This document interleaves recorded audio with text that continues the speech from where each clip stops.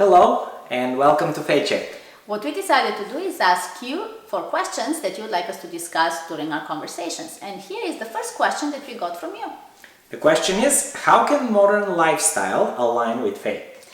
And we don't know exactly how to understand this question, whether it is how can my modern lifestyle align with God, or how can God align to my modern lifestyle. And I think that depends on my view of our human condition and of God is how I would word out my question.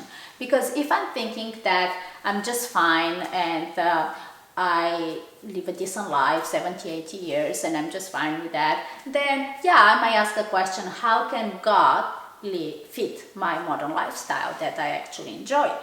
But if I see the real picture that humanity, we are have suffering, we have pain, we have death, and this is not a good thing. I don't like our condition. That basically we're here somewhere low, and God is here, and He's trying to rescue us from the condition that we are in. Then I would ask the question, how can my modern lifestyle fit God?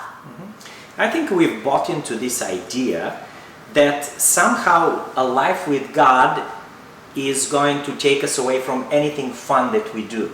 On the contrary, as you mentioned, God's interest is to help us navigate through all the evil, pain, and suffering in life and get through it with the least possible scars. Exactly. He's not there to hurt us or harm us. He's there to help us be successful in this life. Yeah. So when we talk about this question, I can't help it but think about our son.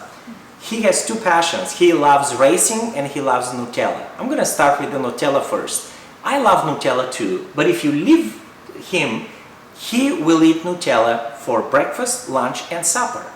Now, do I want him to have the Nutella? Yes, I do, but I know that if he doesn't get his greens, his fruits and vegetables, he's going to get sick.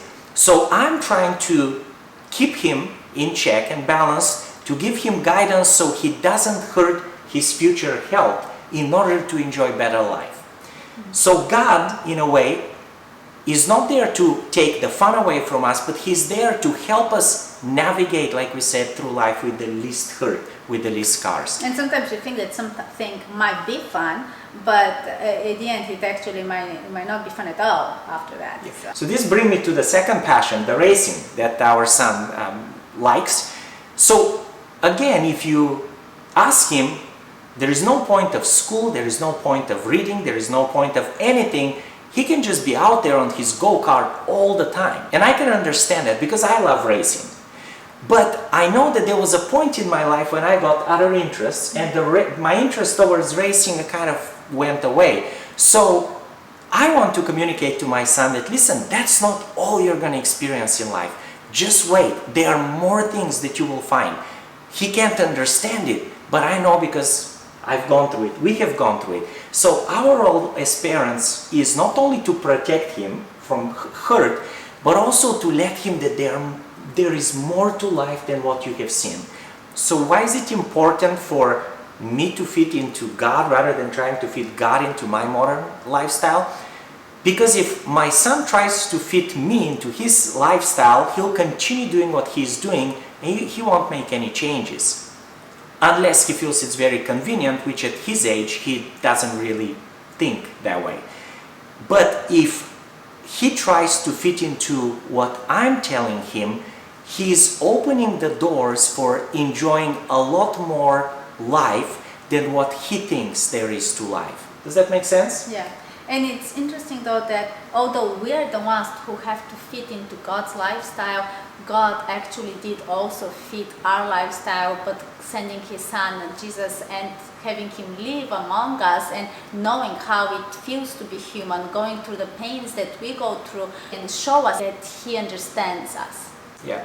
And basically what Jesus did his whole life is examples of how we can experience better and more joyful life in the painful context we live in. God knows and sees the greater potential that we have beyond the life of suffering and pain today.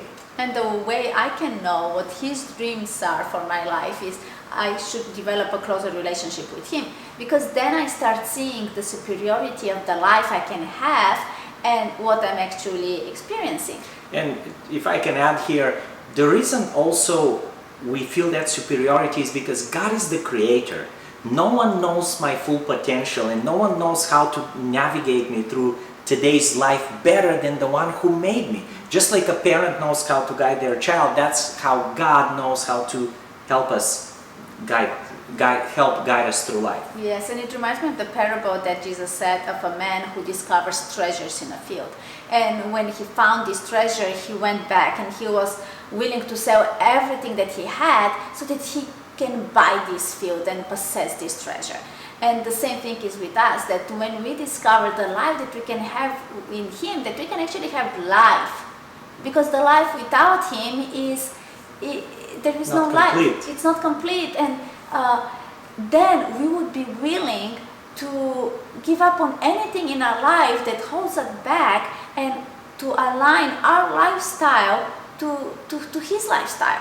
What happens a lot of times in life, it seems like rather than us discovering this best way that God has for us, we actually look around us and we adopt things that other people do, like some of the addictions that we get into, some of the damaging behaviors that people adopt just to kill the pain that we experience in our daily existence, not thinking that when the excitement wears off or the adrenaline is over, we are back to the same pain.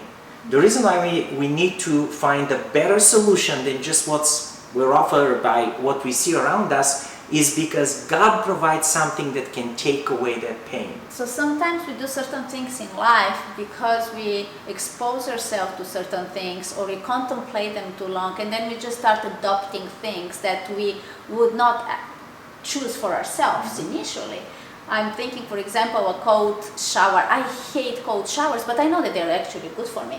So what I do is, if I adjust the hot water that I enjoy, and I start adjusting it really gradually to lukewarm and then to cold, I actually can find myself at the end enjoying the cold shower. So sometimes it happens the same thing in life with us. We might not think that we will ever end up into certain behaviors or certain lifestyle, but because of our gradual exposure to it, we end up adopting them and doing exactly that. So the important part, once again, is to know where do we draw that knowledge and wisdom about what we do with our lives. Yeah. Do we draw it for people around us who experience the same pain and haven't found a solution, or do we look for a higher power, someone who understands how we are made and who can give us a better way forward? Yeah, because by beholding, we get changed. So if you have any further questions on this topic or any other question that you would like to share with us, just post it on Facebook. Make sure you like the video, subscribe to our YouTube channel, and I'll see you next time. Bye.